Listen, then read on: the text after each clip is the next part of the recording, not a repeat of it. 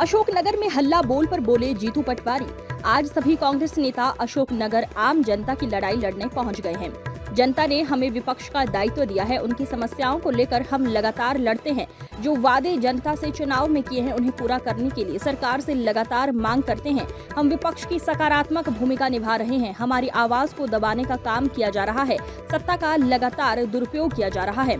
OBC आरक्षण पर CM का बयान बेहद गलत है।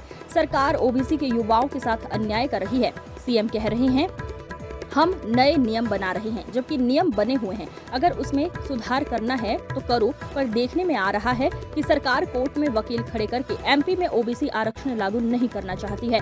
आज हम लोग गिरफ्तारी देने जा रहे हैं। जिस मामले में मेरे ऊपर एफआईआर हुई है, उस मामले में पीड़ित ने कई जगह शिकायत की, पर जब कोई सुनवाई नहीं हुई तब वो मेरे पास मिलने ओरछा तक आया। कलेक्टर को लेकर कहा आपने यूपीएससी पास की, आप कलेक्टर बने, पर आप सरकार के तोता नहीं बने हैं। अगर आप गलत बात करेंगे तो आपके पाप लिखे जा रहे हैं, उसका हिसाब किया जाएगा।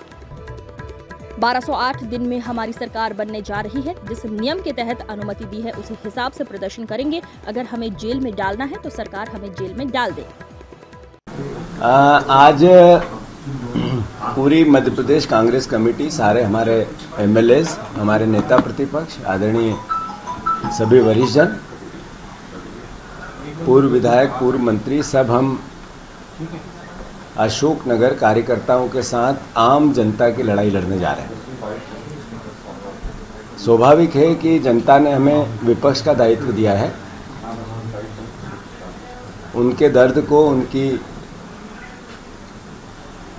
जितनी भी समस्याएं, उनको उनके सरकार द्वारा प्रशासन को जो निर्देश दिए जाते हैं और कार्यकर्ताओं को प्रतांत्रित किया जाता है उसके खिलाफ, और जो बातें सरकार ने कही मध्य प्रदेश में सरकार बनाने से पहले भारतीय जनता पार्टी ने कही, उन वादों को पूरा करने की भावना को लेकर विपक्ष काम करता है।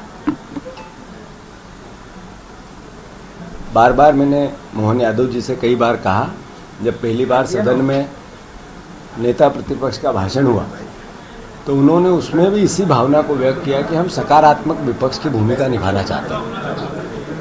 अगर हम सकारात्मक विपक्ष की भूमिका निभाना चाहते हैं तो सरकार का स्वाभाविक है कि समस्याओं पे, पीड़ाओं पे, लोगों के दर्द पे, एसटी एससी के साथियों के अत्याचार पे और ओबीसी के परिवार के साथियों के हक और अधिकार की लड़ाई लड़ेंगे।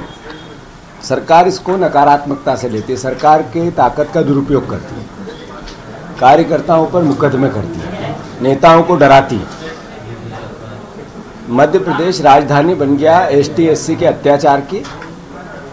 मुख्यमंत्री भारतीय जनता पार्टी, जो कमलनाथ जी ने ओबीसी का आरक्षण दिया, उसको कहते हैं 4 लाइन पर्ची पे लिखकर कोई कानून बनता है क्या?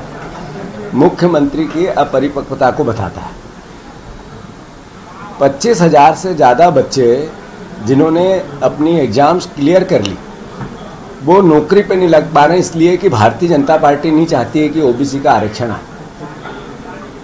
ये अन्याय और अत्याचार एक अराजक सरकार कर सकती है, जो अपने ही बच्चों का गला कैसे घोटा जाता है।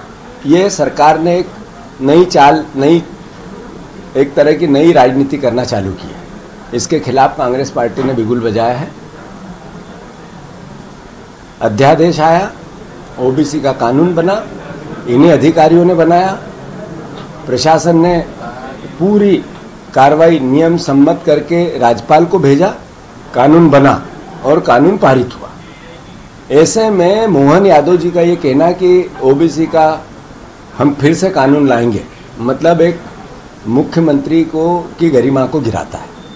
पद पर व्यक्ति बैठा है, पद स्थायी है, इस पर व्यक्ति बदलते रहेंगे, पर एक सरकार ने जो निर्णय लिया उसमें सुधार की गुंजाइश है तो करो। आप 27% से 30% देना चाहते हो क्या, तो करो, पर 27% रोक क्यों रहे हो? ये तो क्लियर कट हो गया। उनके सरकार के वकीलों ने किस तरीके से कोर्ट में कहा कि हम इस कानून को लागू नहीं होने देंगे, ये सरकार के झूठ को बताता है। जहाँ तक आज के गिरफ्तारी की, जेल भरो आंदोलन की बात है, न्याय सत्याग्रह की बात है, ये कोई एफआईआर मुझ पे हुई या हमारे कांग्रेस के कार्यकर्ताओं पे हुई उसका सवाल नहीं है। ये सवाल है कि एक व्यक्ति पीड़ित था, उसने 50 जगह मुझे मल खिलाया गया इसकी शिकायत की। अलग अलग उसके वीडियो है, उसके साक्ष्य है। वो व्यक्ति 300 किलोमीटर दूर चल के ओरछा मुझसे मिलने आया और मुझे कहा कि मुझे न्याय दिला दो। मैंने ईमानदारी से एक विपक्ष का दायित्व निभाया।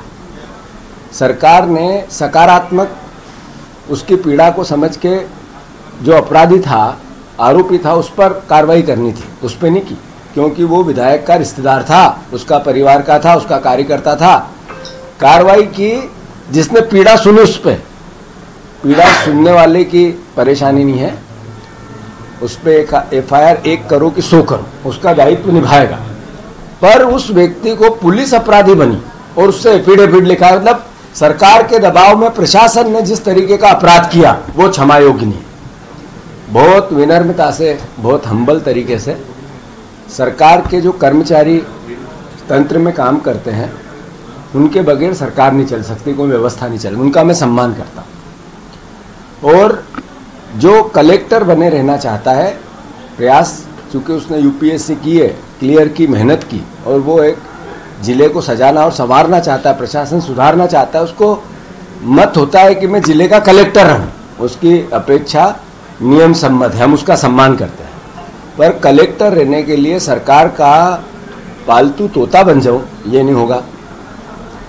एसपी बनने के लिए सरकार के विचारधारा के हिसाब से मैं विधायकों की रोज ड्यूटी करने लग जाऊं ये नहीं होगा। एक अधिकारी जो सर्विस रूल बुक के रूल होते हैं उसकी छोटी मोटी अवहेलना ठीक है, देखते हैं, पर उसकी लक्ष्मण रेखा होती है। अगर